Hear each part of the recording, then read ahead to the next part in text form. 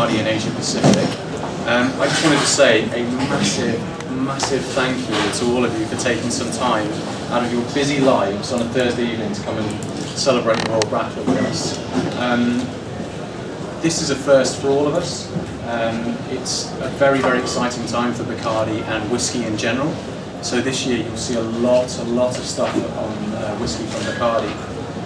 I've been with Bacardi 8 years. MJ, how long have you been with Bacardi? 5. I don't know if you knew this, but Bacardi is actually the 4th largest whiskey manufacturer in the world. And you just wouldn't know.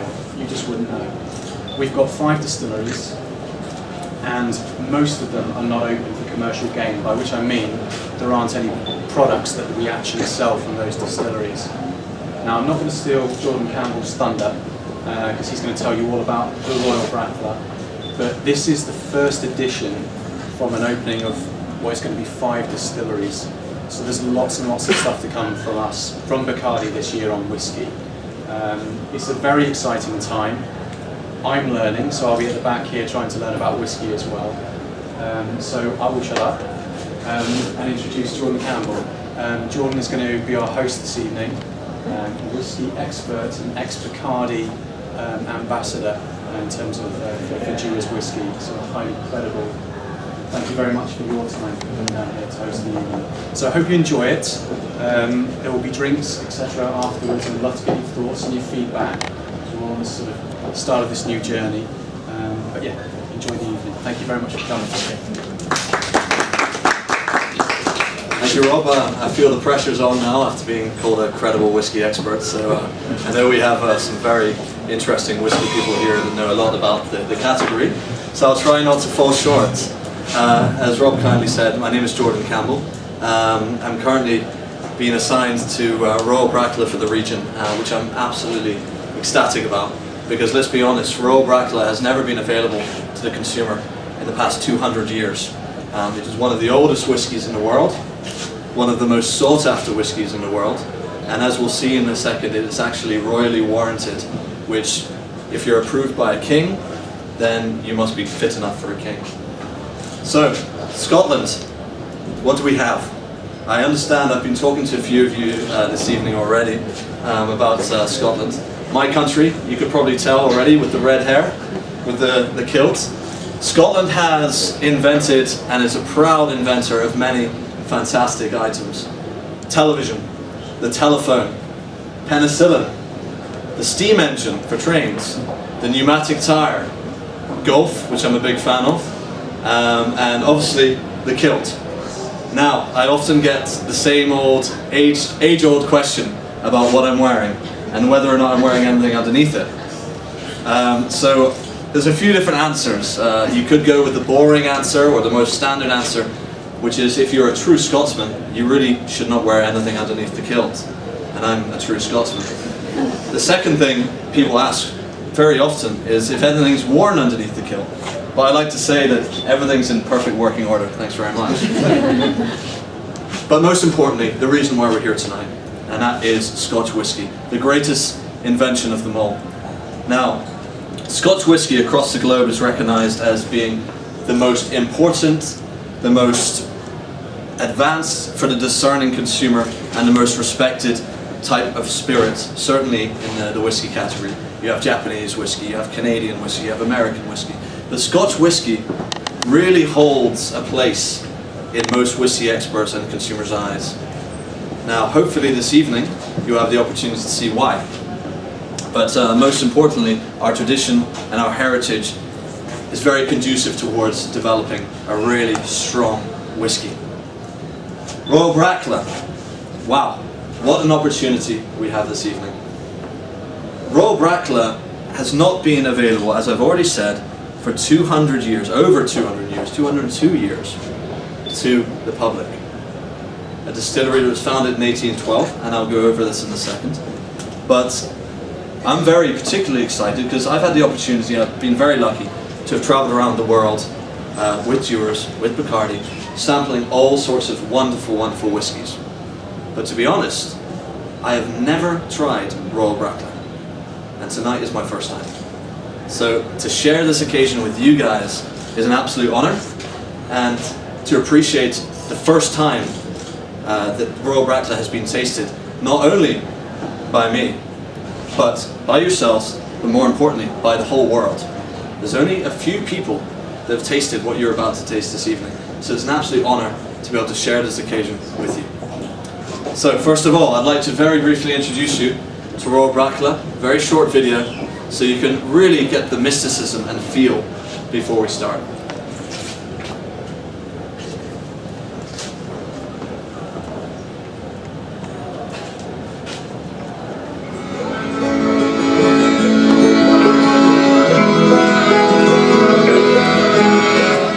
Brackla has one of the most interesting stories of any distillery.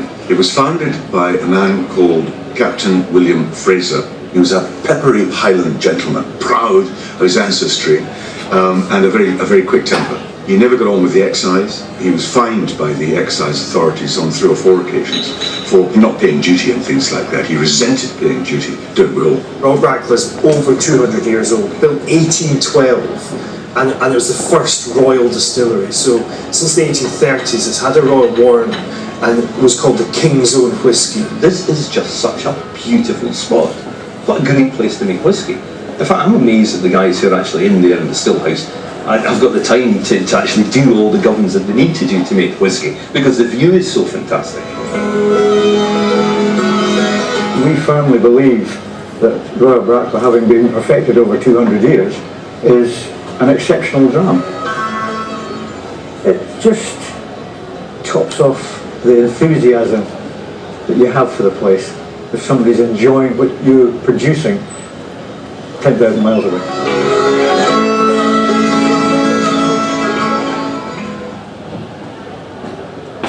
As you might have noticed there, for the discerning whiskey expert amongst you, we have Charlie McLean, the man with the wonderful moustache, who is one of the world's, in fact, the world's leading whiskey appreciator and connoisseur, and he really is a keen advocate for Royal Brackla.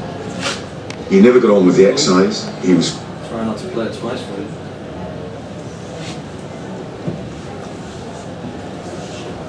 Okay. Moving forward, I'm very going to quickly introduce single malt whiskey. Now, I don't know how much the knowledge is amongst the room. I certainly know this man here knows more in whiskey than I don't think I've ever met. But I'll very briefly go over single malt whiskey.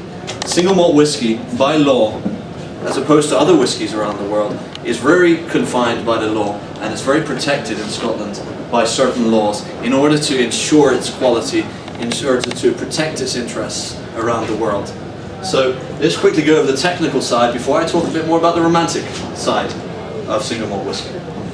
First of all, the Scotch Whisky Act in 1989 to protect Scotch whisky. It said that whisky must be produced in the distillery in Scotland from the 3 simple ingredients of water, yeast and barley. It must be distilled at an alcoholic strength of less than 94.8% alcohol by volume. It must be matured in oak casks not exceeding 700 litres for a minimum of 3 years.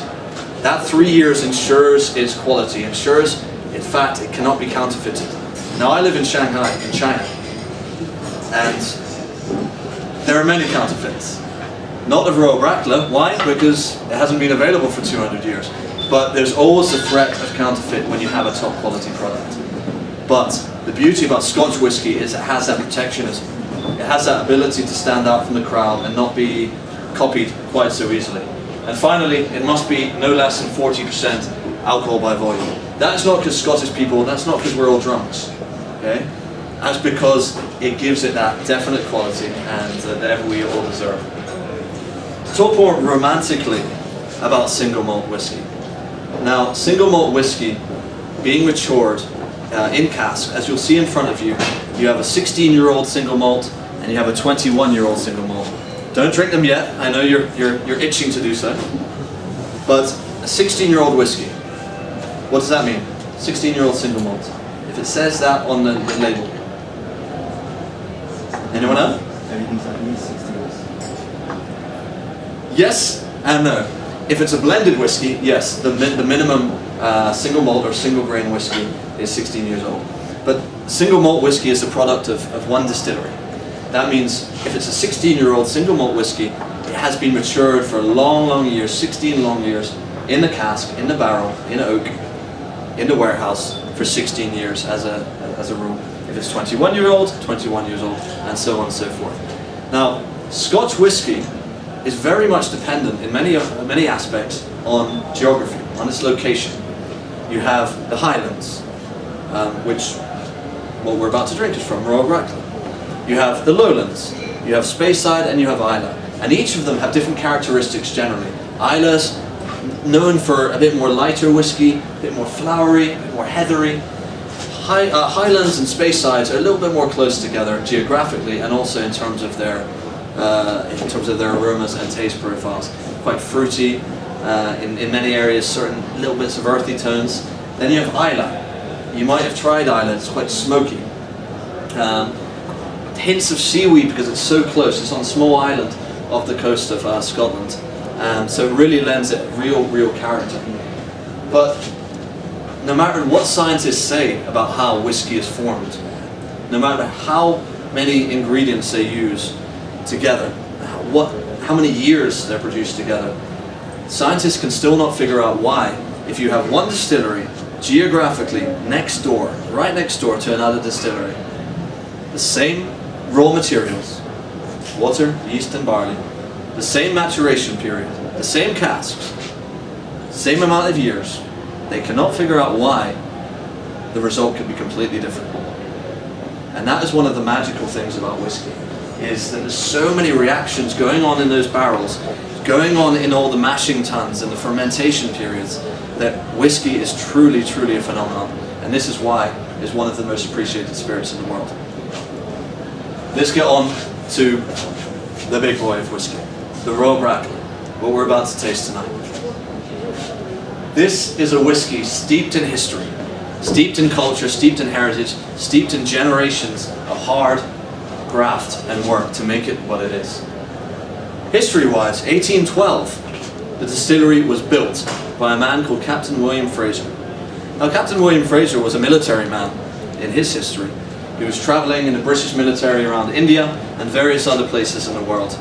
And after all the tumultuous life that he led, he went back to Scotland and said, okay, let's do something. So he went back to Scotland, and his father had 300 acres of land in Scotland, and he said, okay, well, we have all this barley, all this grain, what can we do with it? So to quote, he said that he wants to bring the grain to market in the shape of a spirit. And that's what he did. He started the Royal Brackla. Now, 1812 predated many of the other big boys that you know, the Johnny Walkers, the Chivases, and the Dalmores, and so on and so forth. 1812 was a very young time to be starting up a distillery. A very dangerous time because there was so many taxes, so many tariffs. But he went against the grain and started the Royal Brackla. Now, in 1833, such was the quality of his whiskey that King William IV himself approved it. They ordered some to the royal household, a few casks. He loved it so much, King William IV, he said, right, this is my whiskey. I'm going to approve this. Fit for a king. That is the Royal Brackla. The king's own whiskey as it's known. Or the divine spirit. Why is it divine? Well, it supersedes everything we have on this planet, let's be honest. And hopefully you'll see when you try it, it's an absolutely fantastic whiskey. Any questions on the Royal Brackla so far? I want to make this session as interactive as possible. I'm not your teacher. I'm a student as well because I'm about to try it. Okay, and I'm very excited about it. Where is it located? Well, in the Scottish Highlands. As I've already said, Scottish Highlands gives it quite little tones of earthiness, quite fruity as well, and it's located right here, nestled next to the Moray Firth in Scotland. This area has tens and tens if not hundreds of distilleries over the years. It's a very popular area, and nestled in there, it gives it the perfect location that is conducive towards such a fabulous product. You have the differences in weathers, humidity, temperature. All this lends towards a truly fantastic whiskey. I'll go over what makes it even better. Why is the Royal Brackla considered the King's whiskey? Why would the King feel that this ought to be the top of the tree? Well, the water it uses is without rival. The Crawler Burn, right here. Absolutely beautiful, mystical, and nearby you have the historic Calder Castle. Do we have any fans of Shakespeare here? Okay, a couple of readers. Macbeth was the inspiration and the location. The castle in Macbeth was called a castle. So it's that mysticism, that magic that is lent to the Royal Brackla that makes it historically very, very unique. The barley, the ingredients are locally sourced. That means you're assured a certain quality and control over that quality, which is even more important.